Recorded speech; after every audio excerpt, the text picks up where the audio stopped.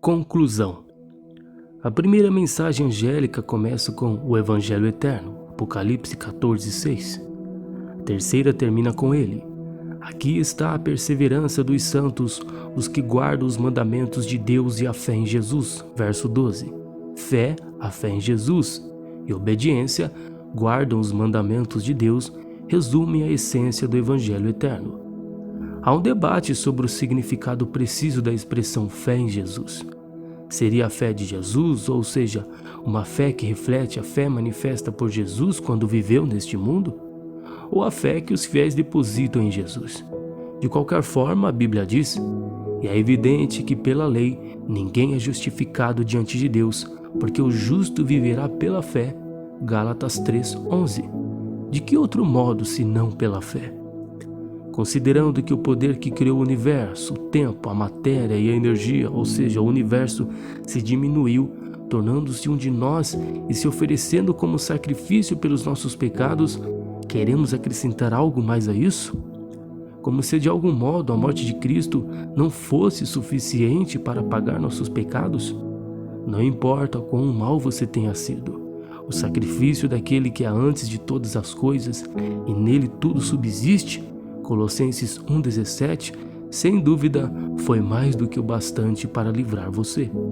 E pela fé, a fé em Jesus, você pode reivindicar a morte de Cristo em seu favor agora mesmo e comparecer perfeito perante seu Criador, como se jamais tivesse pecado. Imagine. E os mandamentos de Deus? Que mandamentos são esses? Segundo a última contagem, eram 10. O livro do Apocalipse faz outras referências a eles, além da passagem em 14:12. Antes da visão que inclui as 3 mensagens angélicas, Apocalipse 11:19 diz: abriu-se então o santuário de Deus que se acha no céu, e foi vista a arca da sua aliança no seu santuário, e sobrevieram relâmpagos. A arca da aliança é o lugar em que ficavam guardados os 10 mandamentos no santuário terrestre. Mandamentos específicos também aparecem no Apocalipse. A primeira mensagem angélica ordena a adoração a Deus, Apocalipse 14:7, uma referência direta ao primeiro mandamento, Êxodo 20:1 e 2, e conforme vimos, essa mesma mensagem usa uma linguagem extraída diretamente do quarto mandamento. O terceiro anjo adverte contra a adoração de uma imagem, a imagem da besta, apontando para o segundo mandamento, contrário à idolatria, Êxodo 20:4-6. Enquanto isso, homicídio, roubo e adultério são mencionados juntos em Apocalipse 9, verso 20 e 21. Apocalipse 12, verso 7, o penúltimo verso antes do Apocalipse 13, que introduz a marca da besta, descreve o povo de Deus. O dragão ficou irado com a mulher e foi travar guerra contra o restante da descendência dela, ou seja, os que guardam os mandamentos de Deus e têm o testemunho de Jesus. Assim, no contexto dos últimos dias, por 2 vezes, Apocalipse 12:7, 14:12, o povo fiel a Deus é retratado guardando seus mandamentos. E por que não? Um homem compareceu ao encontro de 30 anos de formatura da sua turma do ensino médio. Ao ir embora, refletindo sobre quão problemática era a vida de tantos dos antigos colegas, um pensamento lhe veio à mente. E se as pessoas guardassem os 10 mandamentos? Como a vida delas teria sido melhor? Imagine se todas as pessoas guardassem pelo menos alguns. Se ninguém transgredisse o 6º mandamento, matar, o 7º, adulterar, o 8º, roubar e o 9º, mentir, a nossa existência seria um paraíso em comparação com o que vivenciamos agora. Pense um pouco.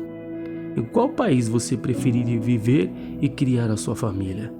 Em um país onde todos obedecem os 10 mandamentos ou em um no qual ninguém os obedece? A resposta a essa simples pergunta revela como os mandamentos de Deus são benéficos para nós. E as boas novas do Evangelho Eterno são que a fé em Jesus, que se apropria da justiça de Cristo, a que cobre os nossos pecados, é a mesma fé que toma posse da justiça de Cristo para limpar os nossos pecados e nos transformar. E assim, se alguém está em Cristo, é nova criatura. As coisas antigas já passaram, eis que se fizeram novas. 2 Coríntios capítulo 5, verso 17. E recebemos de Deus a promessa de poder para obedecer aos mandamentos e vencer as tentações. Ouça alguns versos nesse sentido.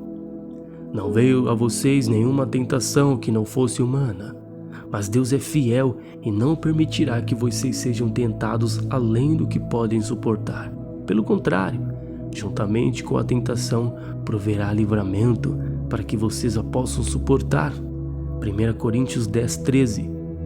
Porque todo que é nascido de Deus vence o mundo, e esta é a vitória que vence o mundo, a nossa fé.